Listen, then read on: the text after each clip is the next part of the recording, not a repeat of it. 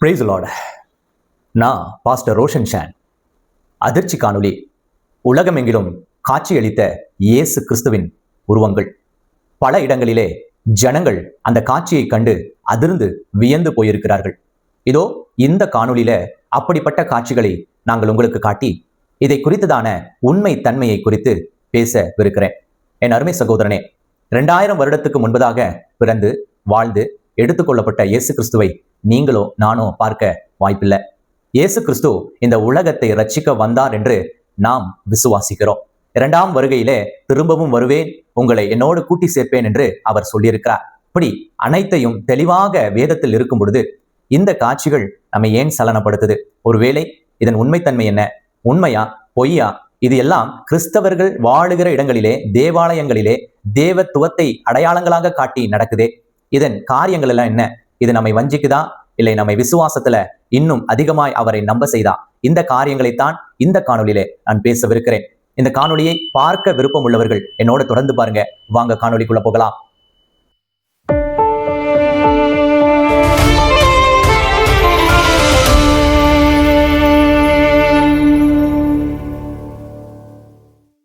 நெருப்பில் காட்சியளித்த இயேசு. நீங்கள் பார்த்து கொண்டிருக்கிற இந்த காட்சிகள் April 2019 Paris cathedral of Notre Dame என்ற மிக பழமையான தேவாலய கூரை எரிந்து சாம்பலாகி கொண்டிருக்கிறது. ஏதோ ஒரு சூழ்நிலையில அங்கு அந்த நெருப்பை கட்டுக்கடுங்காமல் எரிகிறது. மிக பழமையான கத்தட்ரல் என்பதனால உலகம் எங்கிலும் அந்த பேரதிர்ச்சி செய்தி லைவ் வாயிலாக பல மக்கள் அதை பதிவிட்டு கொண்டிருந்தார்கள். தீயணைப்பு வீரர்கள் போராடி அந்த தீயை அணைத்து கொண்டிருக்கும் பொழுது அங்கே அந்த காட்சியை நேரிலே பார்த்து கொண்டிருந்த ஒரு பெண்மணி அதை தன்னுடைய மொபைலிலே படம் பிடித்து வீடியோவாக எடுத்திருந்தார். எடுத்துவிட்டு அவர் சென்று வீட்டிலே போய் அந்த வீடியோவை பார்க்கும் பொழுது அவருக்கு வந்த அதிர்ச்சி காரியம். அவர் அந்த காட்சியை பார்த்து அதிர்ந்து அதை சோசியல் மீடியாவிலே உடனடியாக பதிவேற்றி அவர் பார்த்த காட்சி இயேசு கிறிஸ்துவை போல இருக்கிறது என்று சொல்லி பதிவேற்றும் பொழுது உலகமெங்கிலும் அந்த காட்சியை பார்த்த பல கோடி பேர் அதை உறுதி செய்து, ஆம், இது இயேசு கிறிஸ்துவின் உருவம்தான் என்று சொல்லி அதை உறுதி செய்வதை பார்க்கிறோம். இந்த காட்சிகளும் இந்த காணொளியும் சோசியல் மீடியாக்களிலே மிகப்பெரிய ஒரு அதிர்வலையை உலக நாடுகளில் உள்ள ஒவ்வொரு கிறிஸ்தவர்கள் மத்தியிலும் ஏற்படுத்தினது. சிலர் அதை விசுவாசித்தார்கள், சிலர் அது பொய் என்றும் வர்ணித்தார்கள். 2, அந்த திருச்சபை மறுபடியும் புனரமைக்கப்பட்டு அது சீர் செய்யப்பட்டு வருகிறது. 2வது காரியம் பல்கேரியாவில் ஒரு திருச்சபையில மிகுந்த ஒரு ஆரவாரத்தோட ஒரு ஆராதனை நடைபெறுது. அந்த திருச்சபை மிகுந்த பரிசுத்தமாயும் அந்த ஆராதனை நாளை தெய்வ பயத்துடனும் ஏறெடுத்து வருவதை நீங்கள் பார்த்து கொண்டிருக்கிறீர்கள். அந்த சமயத்துல 1990 இதோ ஒரு ஆராதனையின் நாளிலே ஆராதனையில மிகுந்த ஜனக்கூட்டம் கூடி வந்து தேவனை ஆராதித்துக் கொண்டிருக்கும் பொழுது அந்த காணொளி எல்லாம் அந்த திருச்சபையில வீடியோ மூலமாக பதிவு செய்யப்படுது. அந்த வீடியோவில ஒரு மூலையிலே இயேசு கிறிஸ்துவின் உருவம் தோன்றி அவர்கள் ஆராதிக்கும் ஆராதனையை பார்த்து அவர்களை நோக்கி நிற்பது போல ஒரு உருவம் தென்பட்டது. அந்த காணொளி பதிவு செய்த பிறகு அந்த காணொளியில் இருக்கும் அந்த உருவத்தை குறித்து அந்த சபையினரும் அந்த நாட்டு ஜனங்களும் மிகுந்த அதிர்ச்சி அடைந்தனர். சில ஆண்டுகளுக்கு பிறகு அந்த காணொளியை ஃபாரன்சிக் எக்ஸாமினேஷன் எக்ஸ்பர்ட்ஸிடம் கொடுக்கப்பட்டு அதை மறுபடியும் சரிபார்த்து அந்த காணொளி எடிட் செய்யப்பட்டிருக்கிறதா, அதில் ஏதாவது சேர்க்கப்பட்டிருக்கிறதா, இந்த காணொளியை எடுத்தவருடைய மாயாஜாலமா என்று அதை சரி பார்த்தபோது அது எதுவும் செய்யவில்லை. அவர் ரெக்கார்ட் செய்ய போது இருந்த அந்த ஒரிஜினாலிட்டி இருப்பதை கண்டு அவர்கள் ஆச்சரியப்பட்டு வியந்தார்கள்.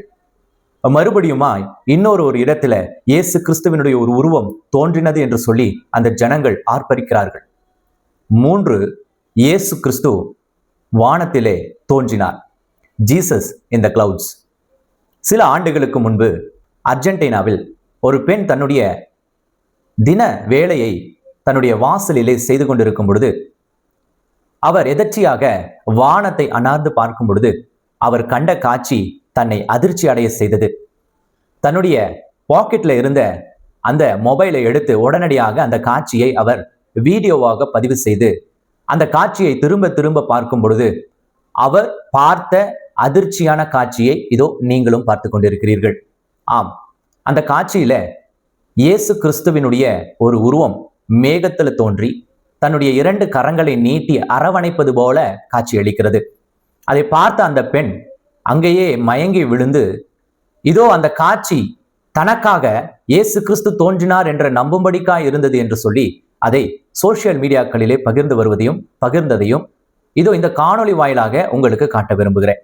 அந்த தேசமே இதை நம்பினது, உலக நாடுகளே இதை குறித்து பேசினது, ஆச்சரியப்பட்டது. இந்த செய்தி உலகம் முழுவதும் பரவுகிறது. இதோ நான் உங்களுக்கு சொன்ன 3 காரியங்களைப் போல பல காட்சிகள் பல இடங்களிலே பல நாடுகளிலே அங்கும் இங்குமாக பதிவு செய்யப்பட்டிருக்கிறது. அதுவும் எவிடன்ஸோட வீடியோவாக பதிவு செய்யப்பட்டிருக்கு. நீங்கள் இதை பார்த்து கொண்டிருக்கும் பொழுது ஒரு மரத்தில இயேசு கிறிஸ்துவினுடைய ஒரு உருவம் தோன்றுவதை பார்க்கலாம். இந்த காட்சிகள் மெக்சிகோவிலே ஒரு இடத்திலே எடுக்கப்பட்ட காட்சிகள். அவர்கள் நம்பினார்கள் அந்த காட்சி அந்த மரத்திலே தோன்றப்பட்ட இயேசு கிறிஸ்து சிலுவையிலே அறையப்பட்டவராக காட்சி அளிக்கிறார். அவர் சிலுவையில் இருந்த காட்சி அந்த மரத்திலே தோன்றினது. மற்றொரு காட்சி நியூயார்க்கிலே ஒரு ஆராதனை வேளையில அந்த தேவாலயத்தின் போதகர் பேசிக்கொண்டிருக்கும் பொழுது ஒரு திருவிருந்து நாளிலே அவர் பேச பேச சற்று நேரத்துல அவருடைய குரல் வேறு விதமாக மாறினது. அங்கு இருந்தவர்கள் அந்த குரலை கேட்டு அஞ்சினார்கள் என்று அந்த இடத்தில் இருந்தவர்கள், இந்த காட்சியை நேரிலே கண்டவர்கள் கூறுகிற சாட்சி. அந்த ஃபாதர் அவர் பேசிக்கொண்டிருக்கும் பொழுதே அவருடைய குரல் மொத்தமாக வேறு விதமாக மாறினதையும், அது அவருக்குள் வந்த பரிசுத்த ஆவியானவர் தேவன் பேசினார் என்றும் அவர்கள் கூறுவது இதோ நமக்கு மிகப்பெரிய ஆச்சரியத்தை ஏற்படுத்தலாம். சரி, இது போன்ற காட்சிகள் உலகம் எங்கிலும் பல இடங்களிலே தொடர்ந்து காணப்படுகிறது. அதை ஆன்லைன்ல, யூடியூப்ல, சோசியல் மீடியாக்களிலே பதிவேற்றம் செய்யப்படுது. இப்பொழுது நமக்கு சில கேள்விகள் தோன்றலாம். என்ன அந்த கேள்விகள் என்றால், சரி, ஏன் இப்படி நடக்குது? இதை நம்பலாமா வேண்டாமா? 2ஆம் வருகையில் திரும்பவும் வருவேன் என்று இயேசு கிறிஸ்து சொல்லியிருந்தாரே, பிறகு ஏன் இப்படி காட்சி அளிக்க வேண்டும்? 2ஆம் வருகையில வரக்கூடிய இயேசு கிறிஸ்துவுக்கு அவ்வளவு அவசரம் என்ன இப்படி உலகத்திலே அங்கும் இங்குமாக மனிதர்களுக்கு காட்சி அளிக்க? ஒருவேளை இப்படி யோசிக்கலாமா? அவர் மனிதர்களுக்கு காட்சி அளிப்பதனால்தான் நம்மை நம்புவார்கள் என்று இயேசு நினைக்கிறாரா? இப்படி நம்முடைய இருதயத்திற்குள்ள பல கேள்விகள் எழலாம். முதலாவது, இந்த அனைத்து கேள்விகளுக்குமான பதிலை நாம் எந்த இடத்துல, எந்த மனிதனிடத்துல கேட்க முடியும் என்றால், யாரிடத்திலும் கேட்க முடியாது. ஏனென்றால் நாம் மனிதர்கள், நம்ம இடத்துல பதில் இல்லை. ஆனால் ஒரு இடத்துல இயேசு கிறிஸ்துவே இதோ இப்படி நடக்கும், இதை குறித்து அவர் நமக்கு சொல்லி இருக்கிற காரியம் நிச்சயமாய் உங்களுக்கும் எனக்கும் உதவும். இயேசு கிறிஸ்துவே அவர் இந்த உலகத்தை விட்டு செல்லுவதற்கு முன்பதாக இதை குறித்து நமக்கு சொல்லி இருக்கிறார் என்பதை காட்டிலும் எச்சரித்திருக்கிறார் என்பதுதான் சரியான வார்த்தையா இருக்கும். ஆம், என் அருமை சகோதர சகோதரிகளே, இதோ இந்த காணொளிகள் எல்லாம், இந்த காட்சிகள் எல்லாம் உங்களுக்குள்ள இயேசு கிறிஸ்துவை குறித்த ஒரு வைராக்கியத்தை நிச்சயமாய் ஏற்படுத்தும். அவர் நம்மோடு இருக்கிறார் என்று நம்ப வைக்கிற ஒரு காட்சிகளா இது காணப்படும். நாம் உண்மையுள்ள தேவனை வணங்குகிறோம் என்று மற்றவர்களுக்கு நிரூபிக்க ஒருவேளை இப்படிப்பட்ட காட்சிகள் எல்லாம் உதவலாம். ஆனா வேதத்துல இதோ இயேசு கிறிஸ்து அவர் எடுக்கப்படும் பொழுது, எடுத்துக்கொள்ளப்படுவதற்கு முன்பதாக அங்கிருந்தவர்களுக்கு அவர் சொன்ன காரியம், ஒருவேளை இந்த காணொளி வாயிலாக உங்களுக்குள்ளும் சில சந்தேகங்களும் மன கடினமும் மன கஷ்டமும் ஒரு குழப்பமும் இருந்தால் அதற்கான சரியான பதிலை கண்டடைய முடியும். என்னோட திருப்பிக் கொள்ளுங்கள். மத்தேயு எழுதின சுவிசேஷ புஸ்தகம் 24ஆம் அதிகாரம் முதல் அந்த வார்த்தைகள், இயேசு கிறிஸ்து இப்படி ஒரு நாட்கள் வரும், இந்த நாட்களிலே நீங்கள் என்ன செய்ய வேண்டும் என்பதை நமக்கு கற்றுக் கொடுத்திருக்கிறார். நான் வாசிக்கிறேன், உங்களுடைய வேதாகமத்தை என்னோட திருப்பிக் கொள்ளுங்க. இயேசு அவர்களுக்கு பிரதியுத்தரமாக, ஒருவனும் உங்களை வஞ்சியாதபடிக்கு எச்சரிக்கையாயிருங்கள். ஏனெனில் அநேகர் வந்து என் நாமத்தை தரித்து கொண்டு நானே கிறிஸ்து என்று சொல்லி அநேகரை வஞ்சிப்பார்கள். அப்பொழுது இதோ கிறிஸ்து இங்கே இருக்கிறார், அங்கே இருக்கிறார் என்று எவனாகிலும் சொன்னால் நம்பாதிருங்கள். இதோ முன்னதாக உங்களுக்கு அறிவிக்கிறேன். ஆகையால் அதோ வனாந்தரத்தில் இருக்கிறார் என்று சொல்லுவார்களானால் புறப்படாதிருங்கள். இதோ அறை வீட்டிற்குள் இருக்கிறார் என்று சொல்வார்களானால் நம்பாதிருங்கள். வலுவாய் தொனிக்கும் எக்கால சத்தத்தோடே அவர் தமது தூதர்களை அனுப்புவார். அவர்கள் அவரால் தெரிந்து கொள்ளப்பட்டவர்களை வானத்தின் ஒரு முனை முதற்கொண்டு மறுமுனை மட்டும் 4 திசைகளிலிருந்தும் கூட்டி சேர்ப்பார்கள். அப்படியே இவைகளெல்லாம் நீங்கள் காணும்போது அவர் சமீபமாய் வாசல் அருகே நிற்கிறார் என்று அறியுங்கள்.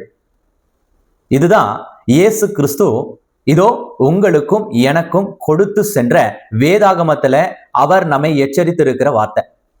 இந்த வார்த்தை நம்முடைய வேதாகமத்தில் இருந்தும் சில நேரங்களில இந்த காட்சிகளை பார்க்கும் பொழுது நமக்குள்ளும் ஒரு அறியாமையில இந்த வசனங்களை நாம் மறக்க செய்யும் அளவுக்கு இந்த காட்சிகள் நம்மை நம்ப செய்து, ஒருவேளை இருக்கலாமோ, ஒருவேளை வருவாரோ, ஒருவேளை வந்திருக்கிறாரோ, ஒருவேளை அவர்களுக்கு காட்சி அளித்திருந்தால் நமக்கும் காட்சி அளிப்பாரோ என்று சொல்லி, என் அருமை சகோதரனே, சகோதரியே, இதோ வேதம் நமக்கு தெளிவாக ஒரு வார்த்தையை சொல்லுகிறது. 2 கொரிந்தியர் 5ஆம் அதிகாரம் 6வது வசனம் சொல்லுது, நாம் தரிசித்து நடவாமல் விசுவாசித்து நடக்கிறோம் என்று. ஆம், என் அருமை சகோதரனே, சகோதரியே, நாம் தரிசித்து நடப்பவர்கள் அல்ல, நாம் விசுவாசித்து நடப்பவர்கள். அதுதான் கிறிஸ்தவத்தின் அடையாளம்.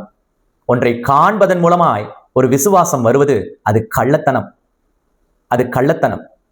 அப்படி நம்மை விசுவாசிக்க செய்வது எது, யார், எப்படி என்று கேட்டால் அதற்கான பதிலை நான் உங்களுக்கு கொடுத்து விட்டேன் என்று நான் விசுவாசிக்கிறேன். சரி பாஸ்டர், இந்த காணொளியின் மூலமா எனக்கு ஒரு சிறிய தெளிவு வந்திருக்கு. ஆனாலும் இப்படிப்பட்ட காணொளிகள் அநேகரால் பகிரப்படுது, அநேகரால் பார்க்கப்படுது.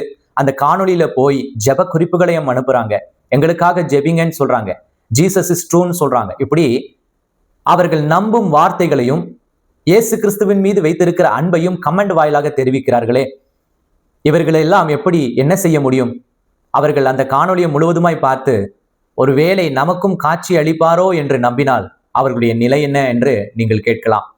மறுபடியும் அவர்களுக்கு நாம் எச்சரிக்க வேண்டியது நம்முடைய கடமை. இந்த HBM இந்தியா தீர்க்க தரிசன ஊழியத்தின் மூலமாய் தேவன் உங்களுடைய ஆவிக்குரிய வாழ்க்கையில ஒவ்வொரு எச்சரிக்கை காணொளிகளை நாங்கள் ஒவ்வொரு புதன்கிழமையிலும் பதிவிடுகிறோம். எதற்காக? ஒரே ஒரு காரணம்தான், நாம் கிறிஸ்துவுக்குள்ள பலப்படணும், ஆவிக்குள்ளாக நடக்க பழகணும். எந்த மனுஷனையும் நாம் பகைக்காமல் எந்த மனுஷனையும் சகோதரனை போல பாவிக்கணும். மற்றவனை நாம் நேசிக்கிறவர்களா இருக்கணும். தேவனுடைய ராஜ்யம் வரும், அது எப்பொழுது வரும் என்று தெரியாது.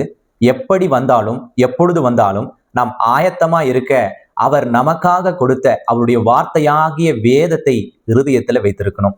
இப்படி நாம் செய்வதன் மூலமாய் எந்த காட்சிகளும் எந்த காரியமும் எந்த மனுஷனும் பிசாசும் நம்மை வஞ்சிக்க முடியாது.